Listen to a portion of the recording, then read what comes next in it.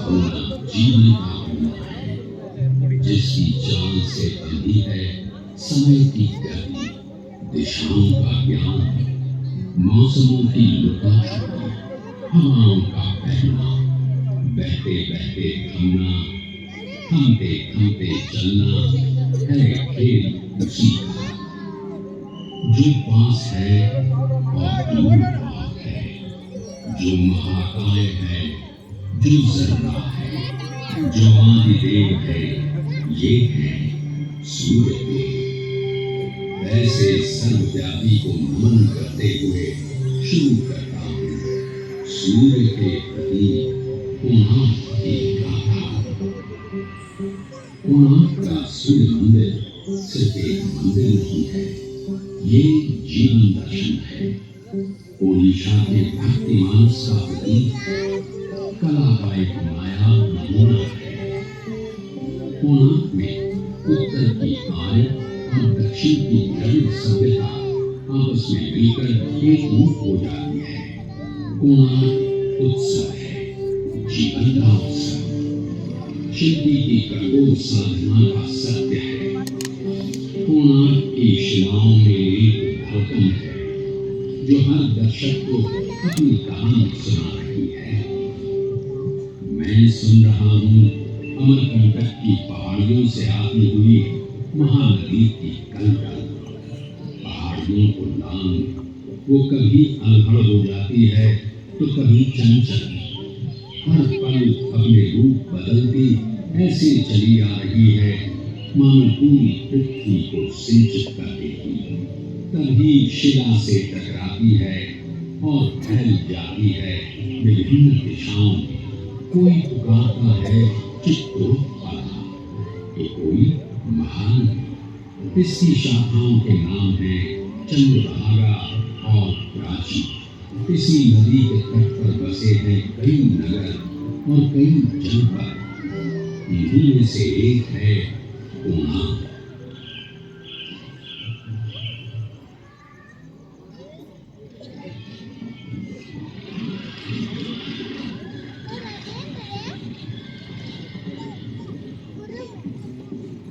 सूर्य मानव सभ्यता का आदि ईशा है, जगतचर्या का प्रतीक है। ऋग्वेद में इसकी चर्चा इसी रूप में होती है। सूर्य के भाई अग्नि और वायु है, यही जगत रचयिता है। वो रथ पर सवार होकर आते हैं। रथ प्रतीक है इस ब्रह्मांड का। उसके पहिए समय है तो प्रतीक है गति के। इसके रथ में जुटे हैं 7 घोड़े, सतरंगी किरणों वाले। उसके पहिए की 12 रेखाएं 12 महीने हैं। उसके चलने से मौसम बदलते हैं। सूर्य के 720 पुत्र हैं, दिन और रात के जोड़।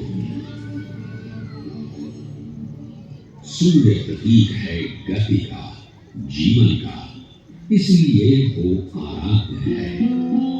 आदिम सभ्यता स्वयं को उसी का अंश मानती आई है। ईसा की 9वीं सदी में केसरी रियासत के महाराजा पुरंदर केसरी सूर्य के परम उपासक थे। उन्होंने कोणार्क जनपद में पहला सूर्य मंदिर बनवाया।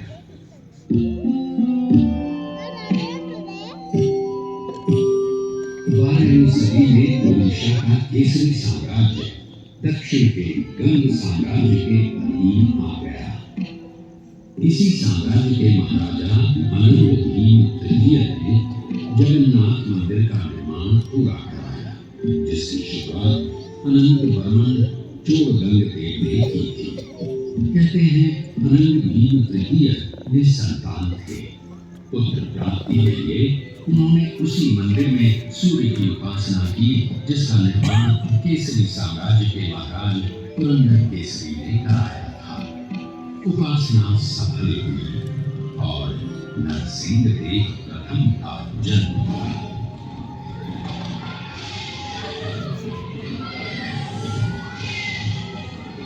नरसिंह देव जिनका शासनकाल साल 1238 से 1264 तक रहा। उनमें अपने पिता अनंग भीम के तमाम गुण थे। नरसिंहदेव के पिता अनंग भीम ने 1211 से 1238 तक उड़ीसा पर राज किया। ये काल उड़ीसा की गौरव गाथा का काल था, स्वर्ण युग था। ये वही काल था जब मुस्लिम शासक तेजी से अपने साम्राज्य का विस्तार कर रहे थे। कश्मीर और उड़ीसा को छोड़कर देश का अधिकांश भाग मुस्लिम शासकों के अधीन हो गया था। मुसलमानों की बढ़ती ताकत और साम्राज्य विस्तार नरसिंहदेव के लिए चुनौती का समय था। उड़ीसा की संप्रभुता और स्वाधीनता सामने खड़ी थी। प्रजा की शंकित निगाहें नरसिंहदेव को देख रही थी। नरसिंहदेव ने उड़ीसा की एकता और अखंडता की ध्वजा अपने हाथों में थामे और जुट गए उड़ीसा की रक्षा में। मालव देश यानी आज का विंध्य देश, यहाँ की राजकुमारी थी सीता देवी, सुंदर, सुशील, सर्वगुण संपन्न। मालव देश मुसलमानों के अधीन हो चुका था। उसी प्रदेश की राजकुमारी सीता देवी के साथ नरसिंहदेव का विवाह संपन्न हुआ। सीता देवी राजरानी बन गई। महारानी, हमें शीघ्र ही युद्ध के लिए प्रस्थान करना पड़ेगा। राज्य की सीमा पर यवनों ने पुनः डेरा जमा लिया है। तुघान खान उत्कल को पराधीन बनाना चाहता है, लेकिन उत्कल किसी का आश्रित नहीं है। गंग साम्राज्य की रक्षा के लिए मेरे प्राणों की भी आहुति जाती है, तब भी मैं पीछे नहीं हटूंगा। तुघान खान उत्कल पर हमले के बहाने ढूंढ रहा है। यवनों को हमेशा हमेशा के लिए पीछे खदेड़ना पड़ेगा। इस बार उत्कल के वीर आत्मरक्षा के लिए युद्ध नहीं लड़ेंगे। इस बार हम आक्रमण करेंगे। उत्कल के विजय की प्रार्थना कीजिएगा। उत्कल की विजय की प्रार्थना है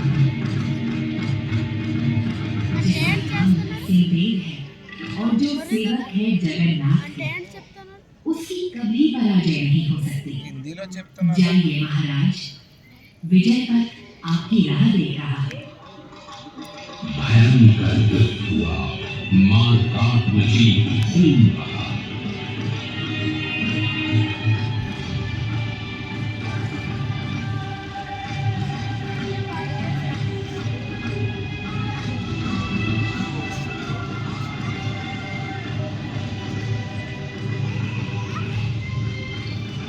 नरसिंहदेव की वीरता और पाइक वीरों के युद्ध कौशल के आगे तुघान खान की पराजय निश्चित थी।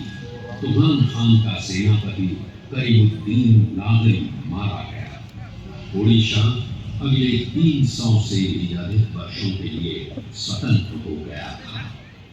सन 1568 में अकबर के काल से पहले तक उसे पूरी तरह कभी पराधीन नहीं बनाया जा सका।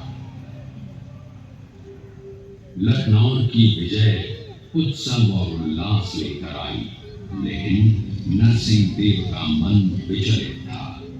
अशांत नरसिंहदेव की बेचैनी उनकी पत्नी सीता देवी को चिंतित कर रही थी। विजय की माला गले में धारण करने वाले महाराज, अब तो प्रदेश पहले की अपेक्षा अधिक शांत है। आपका यश आपके आगे चलता है, फिर भी आप चिंतित हैं। सूर्यमुख कलंक क्यों है महाराज? देवी, मैं युद्ध लड़ रहा हूं मातृभूमि की रक्षा के लिए, उसकी स्वाधीनता को बनाए रखने के लिए। लेकिन मन अशांत है। युद्ध लड़ना और राष्ट्र को संरक्षित रखना मात्र यही राजधर्म। युद्ध लड़कर भूमि को तो सुरक्षित रखा जा सकता है, लेकिन उसकी पहचान, उसकी परंपरा, उसकी संस्कृति को सुरक्षित नहीं रखा जा सकता। संस्कृति की रक्षा भी तो राजधर्म ही है। उसके बिना ये राज्य, उसकी भूखंड और उसकी सीमा का अर्थ ही क्या रह जाता है? महाराज, केसरी वंश के राजा पुरंदर ने एक छोटा सा सूर्य मंदिर बनवाया था। आपके पूर्वज भी वही पूजा अर्चना करते आए हैं। कोणार्क के उसी सूर्य मंदिर में आपकी माता ने भी पुत्र प्राप्ति के लिए उपासना की और आपका जन्म हुआ। आज वो मंदिर जीर्ण अवस्था में पड़ा हुआ है महाराज। आपकी माता ने वहां भव्य मंदिर बनवाने की कामना की थी। आप उनकी मनौती पूरी करें। शायद कला संस्कृति के विषय में आपकी सोच का आरंभ यहीं से हो। अद्भुत! इससे सुंदर और क्या हो सकता है देवी? शीघ्र ही निर्माण कार्य शुरू करना होगा।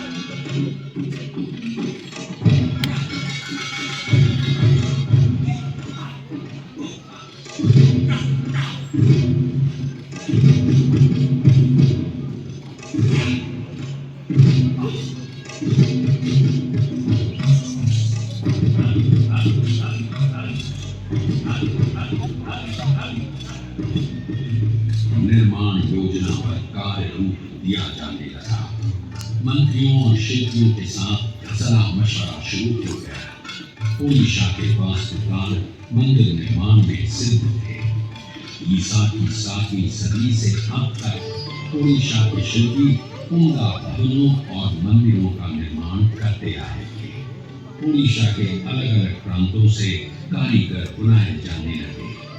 मंत्री शिवेरी सामंतरा महापात्रा को योजना का कार्यभार सौंप दिया गया। उधर सीमा पर फिर से युद्ध छिड़ गया था। सुल्तान इल्तुतमिश ने इख्तियारुद्दीन उज़्बेक को गौड़ प्रदेश का शासक बना दिया था। एक तरफ कोणार्क में मंदिर निर्माण का कार्य चल रहा था, दूसरी तरफ सीमा पर युद्ध। नरसिंह ने बांकुड़ा और हुगली के इलाके जीत लिए। कोणार्क का सूर्य मंदिर नरसिंह देव की विजय का प्रतीक बन गया। कारीगर उत्साह से भर गए। बेजान पत्थरों में जान डाली जाने लगी। शैनी हथौड़े की चोट से वीरान कोणार्क जीवंत हो उठा। कोणार्क के जर्रे जर्रे में इतिहास छिपा है। हर शिला अपनी ही कथा कहती नजर आती है। सच है या झूठ ये तो किसी को पता नहीं, लेकिन किंवदंती जरूर है। किस्से कहानियां तो उसी की बनती है जो श्रेष्ठ होता है। तो इन किस्से कहानियों से ये जरूर पता चलता है कि कोणार्क श्रेष्ठ है। द्वापर युग था। श्री कृष्ण की 8 पटरानियों में से जानवंती के गर्भ से जन्मे सांब। सांब रूपवान थे। अपने रूप पर उन्हें गर्व भी था। एक दिन ब्रह्मर्षि नारद पधारे। अपने रूप में मदमस्त सांब उनका अपमान कर रहे थे। रुष्ट नारद ने कृष्ण से ये कह दिया कि तुम्हारा पुत्र सांब गोपांगनाओं के साथ प्रणय क्रीड़ा में लीन है। क्रोधित कृष्ण सांब को ढूंढने निकले। इधर नारद ने सांब से कहा, पुत्र, तुम्हारे पिता रैवतक पर्वत पर तुम्हारी प्रतीक्षा कर रहे हैं।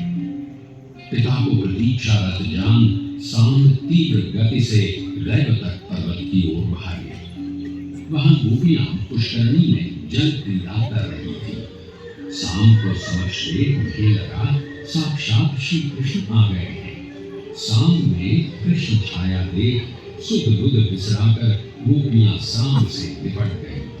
तभी वहां पहुंचे कृष्ण। सांब को गोपियों के आलिंगन में देख क्रोध से भड़क उठे। अरे नराधम क्लीब, तू महापापी है। मैं तुझे श्राप देता हूं। जिस रूप के अहंकार में तू डूबा है, तेरा वो रूप नष्ट हो जाए। तेरे रूपवान अंग कुष्ठ से भर जाए। पिता के शाप से सांब को कुष्ठ हो गया। नारद के प्रति हुए अपमान का उन्हें आभास हुआ तो वे नारद के पास पहुंचे। नारद ने उनकी दशा देखी और द्रवित होकर शाप मुक्ति का उपाय बताया। तुम भारत के पूर्वी तट पर मैत्रेय वन में जाकर सूर्य की उपासना करो। उनकी कृपा से ही तुम रोग मुक्त हो सकते हो। नारायण नारायण। सांब चंद्रभागा नदी किनारे मैत्रेय वन में जाकर सूर्योपासना में लीन हो गए। उनकी कठोर साधना से प्रसन्न हो सूर्य देव ने उन्हें रोग मुक्त कर दिया। रोग मुक्त सांब ने चंद्रभागा नदी में डुबकी लगाई। वहां उन्हें पत्थर की बनी सूर्य देव की मूर्ति मिली। उन्होंने मंदिर बनवा वहीं उसकी स्थापना कर दी। सांब की वो साधना भी आज कोणार्क मठ के नाम से जानी जाती है और आज भी देश के विभिन्न हिस्सों के कुष्ठ रोगी रोग मुक्ति की कामना के लिए यहाँ आते हैं। ये कथा है सांब पुराण की, पौराणिक है। उड़ीसा के जनमानस की कथा है। इतिहास का इससे कोई सरोकार नहीं है। कोणार्क निर्माण में कितना समय लगेगा, कितने कारीगर काम करेंगे, कितना अर्थ व्यय होगा, सारा हिसाब लगाया जा चुका था। ब्रह्मवर हरिचंदन आय व्यय की देखभाल कर रहे थे। पुरी से 19 मील उत्तर पूर्व पदमतोला गंड नामक पुष्करणी को भरकर मंदिर बनाने का फैसला ले लिया गया। उड़ीसा के विभिन्न इलाकों से चुन चुन कर कारीगर बुलाए गए। दूर दूर के पहाड़ों से पत्थर लाए जाने लगे। चित्रकोंडा, माकंडा, रेगेड़ा, श्वेत, श्याम किस्म किस्म के पत्थर और नील रंग का ग्रेनाइट लाया गया नीलगिरी से। नवग्रह के लिए शिला आई 642 मन की। मंदिर के ऊपर कलश स्थापना के लिए 56,000 मन का 25 फीट ऊंचा शिलाखंड जलमार्ग द्वारा 100 मील से भी अधिक दूरी से लाया गया। न सिर्फ इसे लाया गया बल्कि 200 फीट ऊंचे मंदिर के शिखर पर चढ़ाया भी गया। शिल्पियों का आर्थिक कौशल और लगन अचंभित कर देने वाले थे। कुल 1200 कारीगर लगाए गए निर्माण कार्य में काम पूरा करने के लिए और समय निर्धारित किया गया 12 वर्षों का। महाराज नरसिंह देव स्वयं रुचि ले रहे थे निर्माण कार्य में।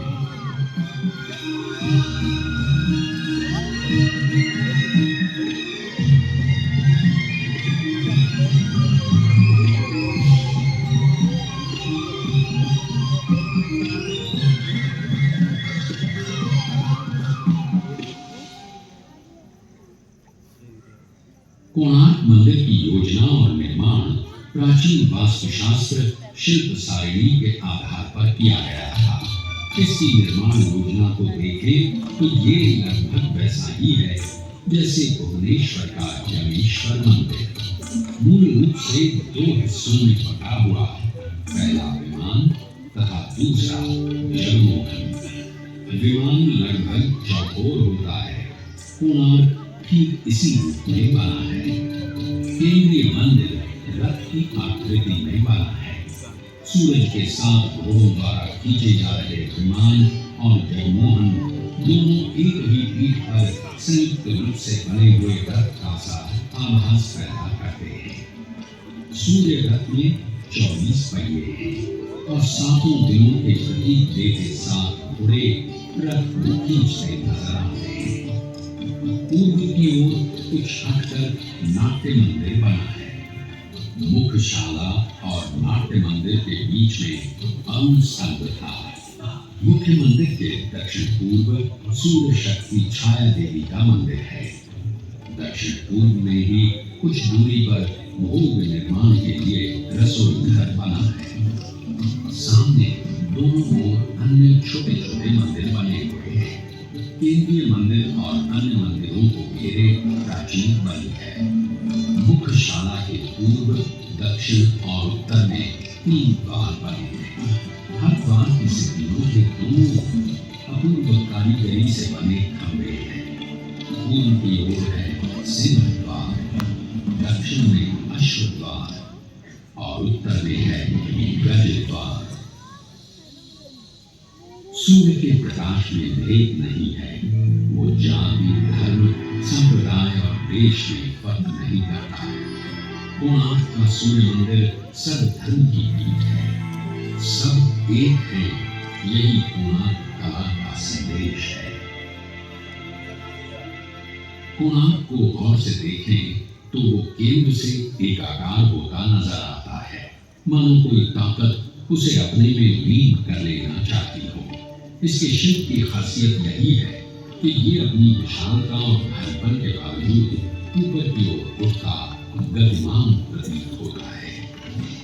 मुगल बादशाह अकबर के दरबारी अबुल फजल ने अपनी किताब आईन अकबरी में लिखा है, अद्भुत कोणार्क ओडिशा वास्तुकला का चरम है, एक जलता हुआ दिया है।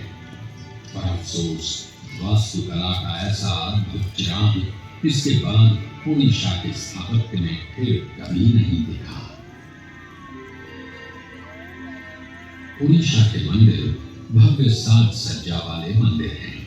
प्राकृतिक बिंबों में कमल की आकृति प्रायः हर मंदिर में मिल जाएगी।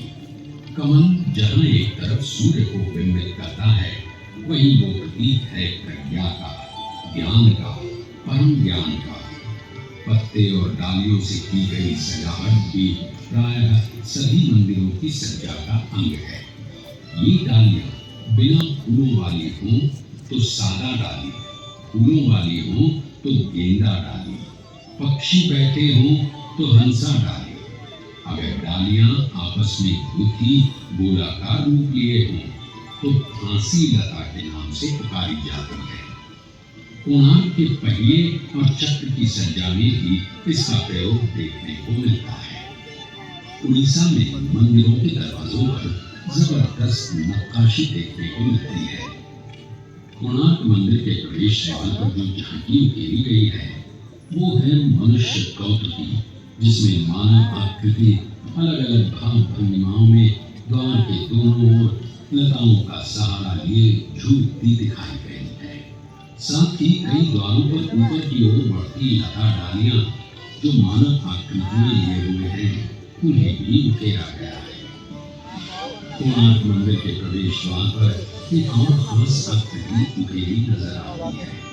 वो है आपस में गुथी नाग नागिन की आकृति, जिसे अहिबंध या नागबंध के नाम से जानते हैं। उड़ीसा के मंदिरों की ये साज सज्जा सिर्फ क्षैतिज या लंबवत आकार में ही नहीं है, बल्कि गोलाकार सतहों पर भी नजर आती है, जैसे कोणार्क चक्र और तोरण द्वार। कोणार्क सूर्य मंदिर भी है और विजय प्रतीक भी। कोणार्क के शिल्प में जहाँ एक तरफ युद्ध के दृश्य हैं, वहीं ताकत से भरपूर घोड़े और हाथी भी है। दहाड़ता हुआ सिंह हाथी को अपने पंजे में लिए हुए दिखलाया गया है। विभिन्न स्थानों पर राजा की आकृति उकेरी गई है। यहाँ तक कि मंदिर के गर्भगृह में राजा को घुटने पे झुके स्वयं सूर्यदेव के हाथों हाथ पहनते दिखलाया गया है। कोणार्क उड़ीसा मंदिर वास्तुकला का अंतिम मंदिर है, जहाँ परंपरा के साथ साथ कला की नई दृश्य का मिलन साफ देखने को मिलता है। वास्तुकला के परंपरागत विषय और बिंबों से हटकर नए विषय और प्रतीक परंपरा को आगे ले जाते नजर आते हैं।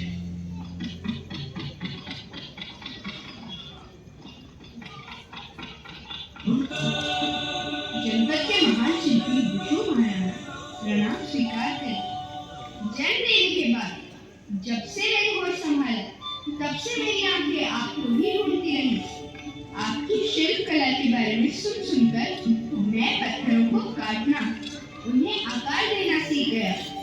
आप मेरे आदर्श हैं, आप ही मेरे गुरु हैं। बचपन में पिता की बाहों का झूला तो नहीं मिला, लेकिन गुरु का आशीष तो मिल सकता है ना महाराज। माथे पे आशीष का हाथ रख दीजिए विष्णु महाराज। कौन हो तुम? तुम्हें देख मेरा व्याकुल मन और विचलित हो गया। कौन हो तुम? मैं वो भाग्यहीन बालक हूँ महाराज, से पहले ही अनाथ छोड़ जल कार्य के लिए निकले। पिता, मैं आपका पुत्र हूँ, घर पर।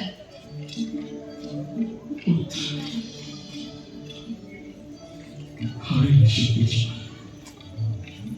12 वर्षों तक इसे भूला रहा, आज वो सामने खड़ा है, इसे गले लगाने को जी चाहता है, घंटों महीनों जिसे निहारने बातें करने को मन करता है,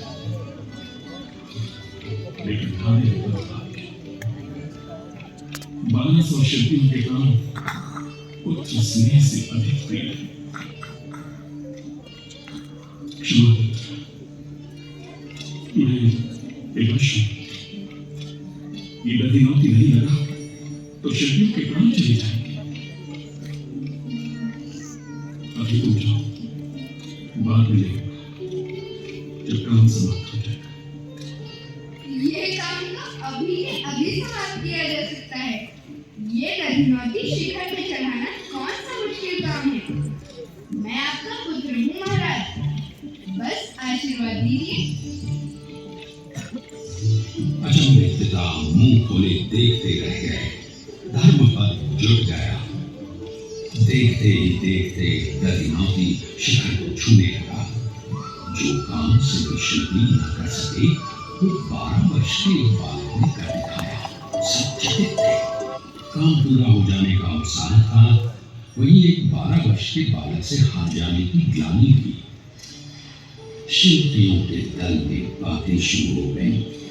अगर महाराजा को इस बात का पता चला तो सबकी बदनामी होगी।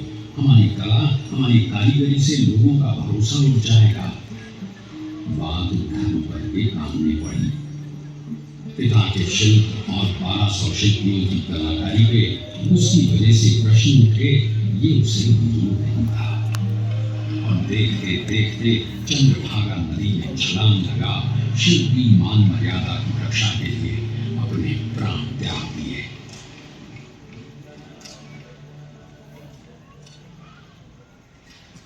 ये किस्सा है या सच पता नहीं, लेकिन शिल्पी का शिल्प के प्रति सम्मान और आस्था को अवश्य दिखाता है। 1200 शिल्पियों की 12 वर्षों की अनथक साधना के बाद कोणार्क का अद्वितीय सूर्य मंदिर बनकर तैयार हुआ। राजा नरसिंह देव की कामना ने आकार रूप ग्रहण किया। इसके बनने के उपलक्ष्य में जबरदस्त समारोह का आयोजन किया गया।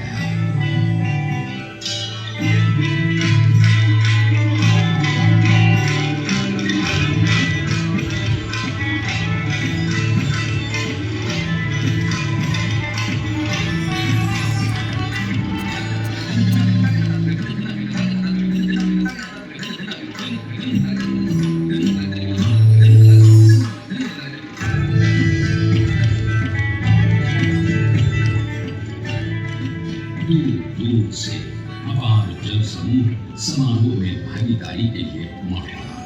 नृत्य, नाट्य, गायन वादन के साथ सूर्य के मंत्रोच्चार से कोणार्क गुंजायमान हो गया।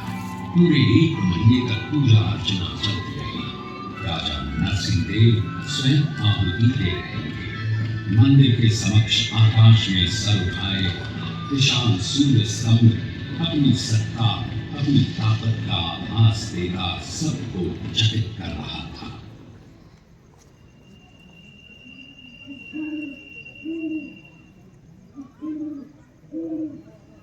13वीं शताब्दी के मध्य में बना हिंदू वास्तुकला का ये नायाब नमूना कैसे और कब अपनी चमक खो बैठा, एक बियाबान जंगल में दब गया, इसकी ठीक जानकारी नहीं मिलती है। पद्म क्षेत्र देवला कर्मांगी के ताड़पत्र के अंतिम हिस्से में कहा गया है, वर्षों तक पद्म क्षेत्र में मेरे द्वारा बताई नीति से सेवकों ने सूर्य की आराधना नहीं की। परिणाम स्वरूप सूर्य देव इस मंदिर को छोड़ चले गए। हालांकि ये बात कब लिखी गई इसकी जानकारी नहीं मिलती, इसलिए इसे भी साक्ष्य रूप में नहीं माना जा सकता। कोणार्क में घूमते गाइड आपको अक्सर बताएंगे कि इसके विध्वंस की वजह और कुछ नहीं बल्कि महान नाविक क्रिस्टोफर कोलंबस की कारस्तानी थी। प्रचलित है कि मुख्यशाला के ऊपर एक विशाल चुंबक स्थापित था, जिसका चुंबकीय क्षेत्र इतना अधिक शक्तिशाली था कि वो सुदूर समुद्र में नौ संचालन में बाधा उत्पन्न करता था। कोलंबस जैसे महान नाविक को ये भला कैसे रास आता, तो उसने इसे उखाड़ फेंकवाया। कहते हैं कि चुंबक के हटते ही मुख्यशाला चरमरा के गिर पड़ी।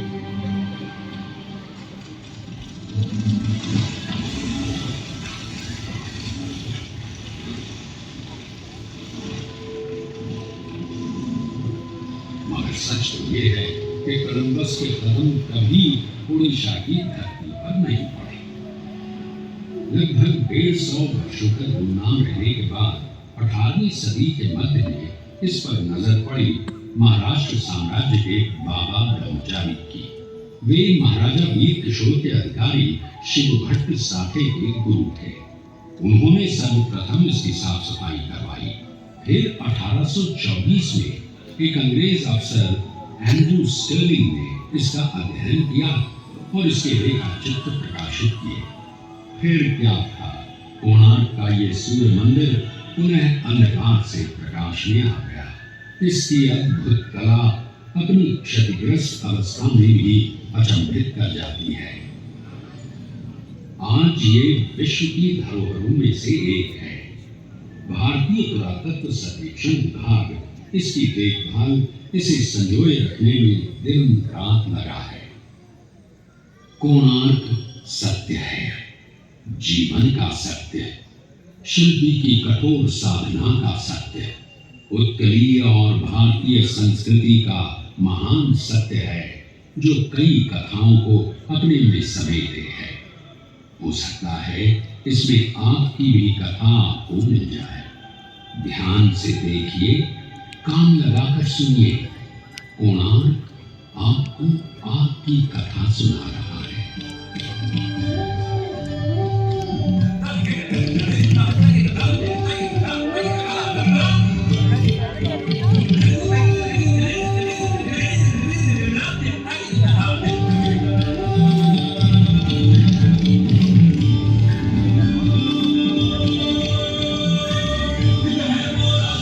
He